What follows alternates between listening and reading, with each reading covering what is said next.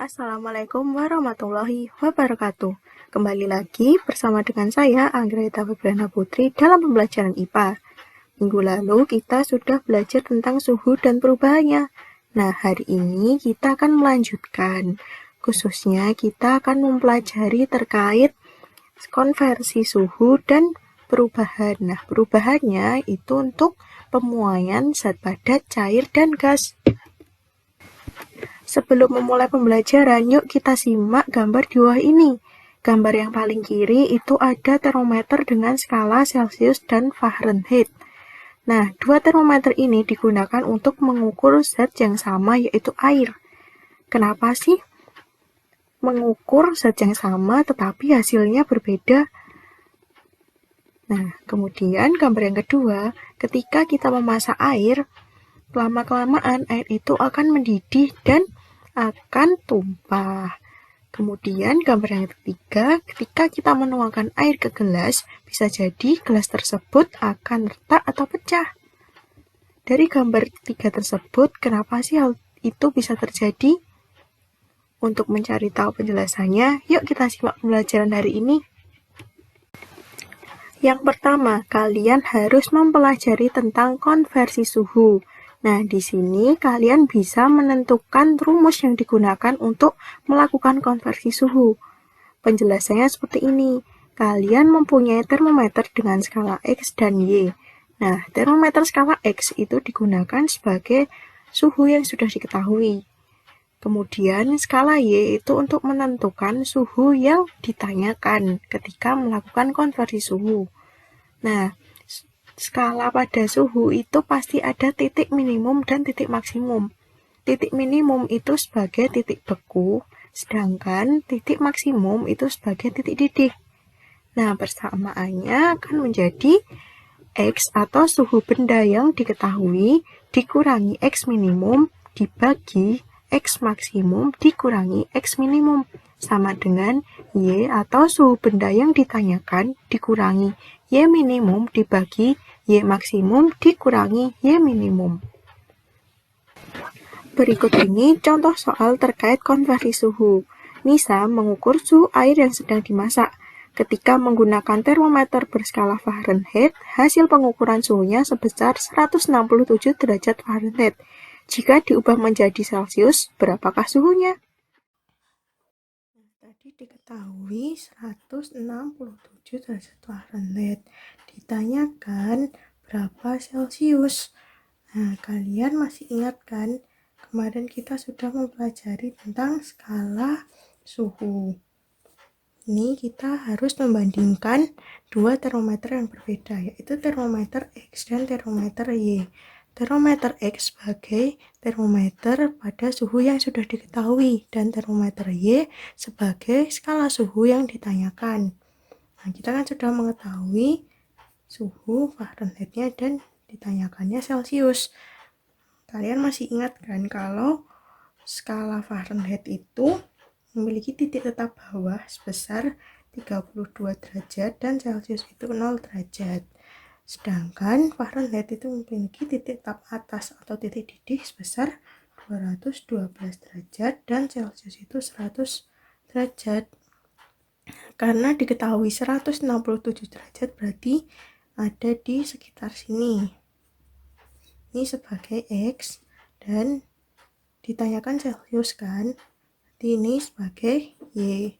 Nah, rumusnya itu X dikurangi X minimum per X maksimum dikurangi X minimum sama dengan Y dikurangi Y minimum per Y maksimum dikurangi Y minimum. Kemudian mari kita substitusikan angka-angkanya yang sudah diketahui. Nah, ini X-nya kan 167 dikurangi X minimumnya 32 per X maksimumnya ini 212 dikurangi X minimumnya 32 sama dengan Y-nya, ini Y kan belum diketahui, Y dikurangi Y minimumnya 0. Y maksimumnya ini 100 dikurangi Y minimum 0. Nah, ini kita selesaikan. Ini hasilnya 135 per 180 sama dengan Y dikurangi 0 itu kan Y per 100 kurangi 0, 100. Dari hasil ini mari kita kalikan silang. Nah, ini 180 dikali Y sama dengan 135 dikali 100. Ini 180 Y sama dengan 13.500. Nah, untuk mengetahui Y-nya itu dibagi 13.500 per 180, maka Y sama dengan 75 derajat Celcius. Nah, seperti ini caranya.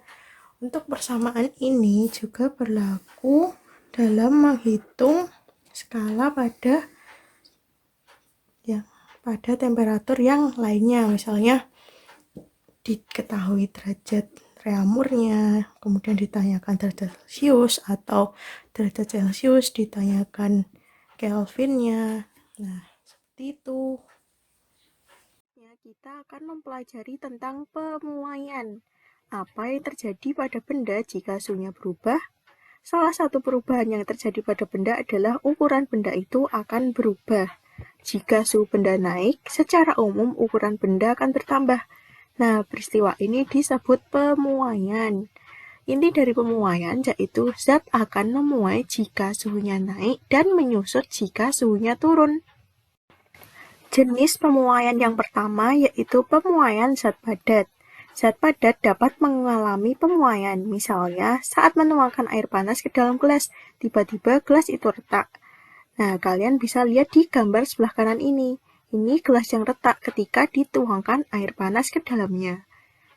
Kemudian, pemuaian dan penyusutan itu terjadi pada semua bagian benda, yaitu panjang, lebar, dan tebal benda tersebut. Jika benda padat dipanaskan, suhunya akan naik.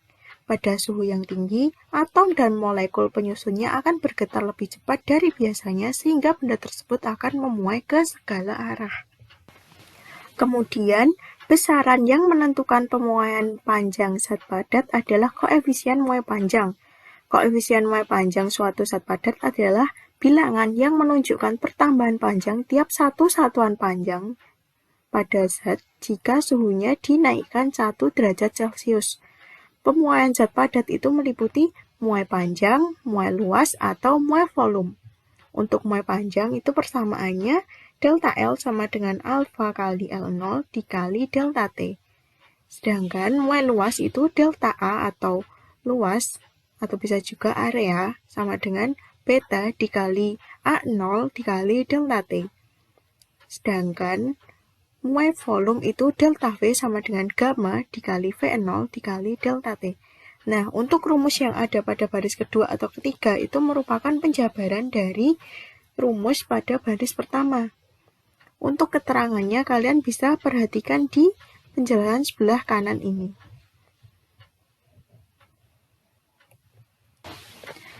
Untuk contoh penerapannya yaitu panjang aluminium pada suhu 30 derajat Celcius adalah 100 cm.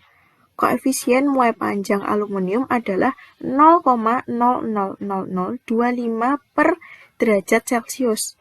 Hitung panjang aluminium itu pada suhu 80 derajat Celcius.